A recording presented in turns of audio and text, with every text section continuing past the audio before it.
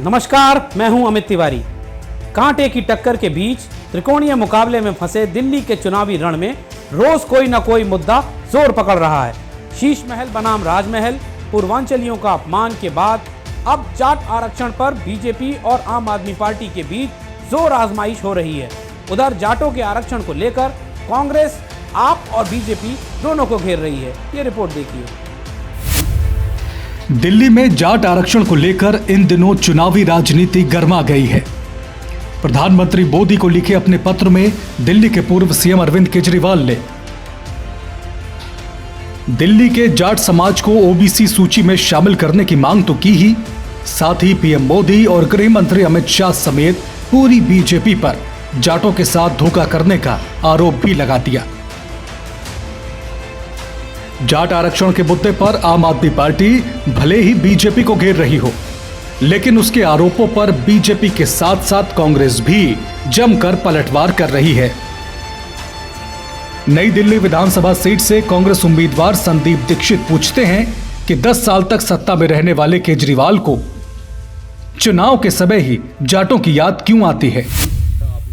ये तो हम ही लोग उठा रहे हैं। जैसे ये बात निकली थी, सबसे पहले हम ही ने कहा था कि 10 साल आप कहां थे और 10 साल क्यों नहीं आपने जाट रिजर्वेशन दी। और ये बात तो भारतीय जनता पार्टी पे भी अप्लाई करती है ना भाई, ये भी तो संसद में थे, यही उठा लेते। दोनों पार्टियों को किसी समुदाय से, किसी समाज से कोई लेना देना नहीं। उनको तभी सब समाज समुदाय आ जाते हैं जब चुनाव आते हैं और उनको लगता है कि उनके वोट के लिए कुछ खास करने की जरूरत है। एक और जहां कांग्रेस आप पर सत्ता में रहते हुए जाट आरक्षण पर पहल न करने के आरोप लगा रही है, तो वहीं दूसरी तरफ बीजेपी का कहना है कि यूपी से लेकर राजस्थान और हरियाणा तक जाट समाज को आरक्षण बीजेपी ने ही दिया है। नई दिल्ली से अरविंद केजरीवाल को चुनौती दे रहे प्रवेश वर्मा ने कहा कि अगर केजरीवाल को जाट समाज की इतनी ही चिंता है तो 10 साल में एक बार भी जाट आरक्षण से जुड़ा कोई प्रस्ताव दिल्ली विधानसभा में वो क्यों नहीं लाए। और एक व्यक्ति जो कहता था कि मैं तो धर्मनिरपेक्ष हूं, हमको सारे समाजों को लेकर चलना चाहिए, आज उसको जाटों की याद आ रही है। तो ये बात अच्छी तो है, मगर जाट लोग सारे समझ चुके हैं कि ये केजरीवाल ये कितना ज्यादा झूठ बोलते हैं और हर बात पर झूठ बोलते हैं। अब ये जो केंद्र सरकार की ओबीसी लिस्ट का मामला है, यहां पर मैं बताना चाहता हूं कि पहली बार जो नेशनल ओबीसी कमीशन है उसको अगर संवैधानिक दर्जा दिया तो वो प्रधानमंत्री मोदी जी ने ही दिया था 2018 में। उससे पहले इसके पास में संवैधानिक दर्जा नहीं था। इसके किसी भी डिसीजन को कोर्ट में जाकर चैलेंज हो जाता था। जब इसको संवैधानिक दर्जा मिला, उसके बाद किसी भी जाति को ओबीसी लिस्ट में, सेंटर की लिस्ट में जुड़ने का क्या प्रावधान होता है, उसके बारे में मैं आपको बताना चाहता हूं। वो प्रावधान ऐसे होता है कि सबसे पहले जो स्टेट बॉडी है, जो स्टेट की सरकार है, जैसे केजरीवाल सरकार थी, पहले वो यहां पर अपने पास में प्रस्ताव पास करती है और उस प्रस्ताव को नेशनल ओबीसी कमीशन में भेजती है। दिल्ली में महज 8% जाट वोट होने के बावजूद ये समुदाय यहां की राजनीति में आखिर क्यों अहम बना हुआ है।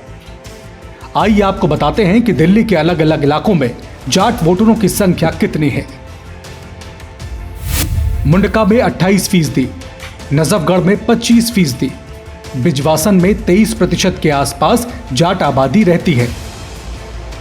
वहीं महरौली, रिठाला और नांगलोई भी जाट बहुल इलाके हैं।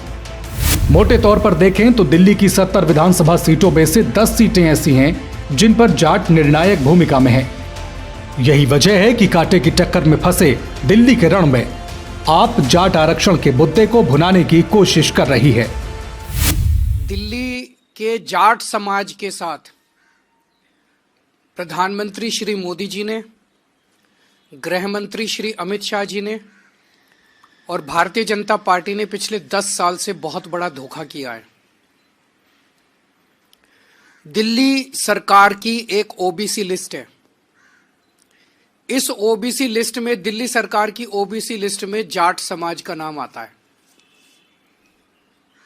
केंद्र सरकार की एक ओबीसी लिस्ट है। केंद्र सरकार की ओबीसी लिस्ट में दिल्ली का जाट समाज नहीं आता।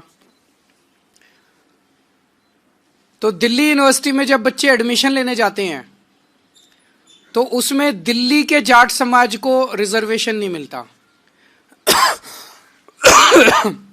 दिल्ली यूनिवर्सिटी के कॉलेज में जाते हैं तो दिल्ली के जाट समाज को रिजर्वेशन मिलता है।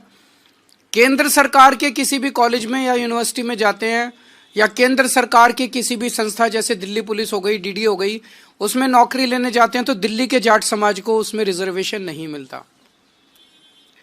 बड़ी इंटरेस्टिंग बात यह है कि राजस्थान का जो जाट समाज है उनका नाम केंद्र की ओबीसी लिस्ट में है।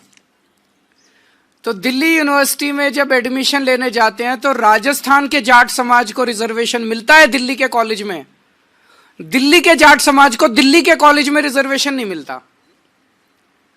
ये तो हमारे पूरे दिल्ली के जाट समाज के भाइयों के साथ, बहनों के साथ बहुत बड़ा अन्याय है। और ये अन्याय ये जले पे नमक छिड़कने जैसा है कि 4 बार पिछले 10 साल में प्रधानमंत्री जी ने अपने घर बुला के और अमित शाह जी ने जाट समाज के नेताओं को आश्वासन दिया, भरोसा दिया, वचन दिया, गारंटी दी कि दिल्ली के जाट समाज को केंद्र की ओबीसी लिस्ट के अंदर डाला जाएगा। एक दौर था जब दिल्ली में जाट समाज राजनीतिक रूप से खासा ताकतवर था, लेकिन समय के साथ जाटों का राजनीतिक प्रभाव कम होता गया। मगर जिस तरह जाट आरक्षण का मुद्दा जोर पकड़ रहा है, उससे दिल्ली की सियासत में जाटों के प्रभाव को समझना मुश्किल नहीं है।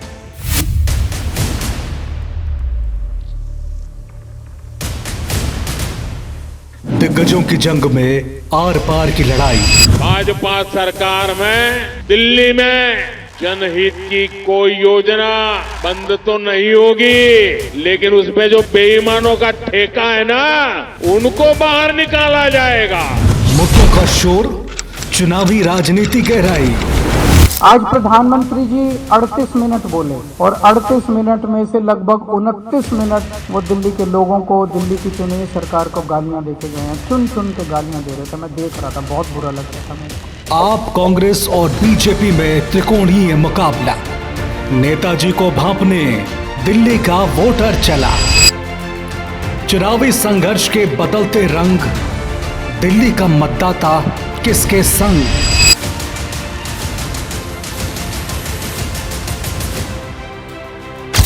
कौन बनेगा दिल्ली की पहली पसंद?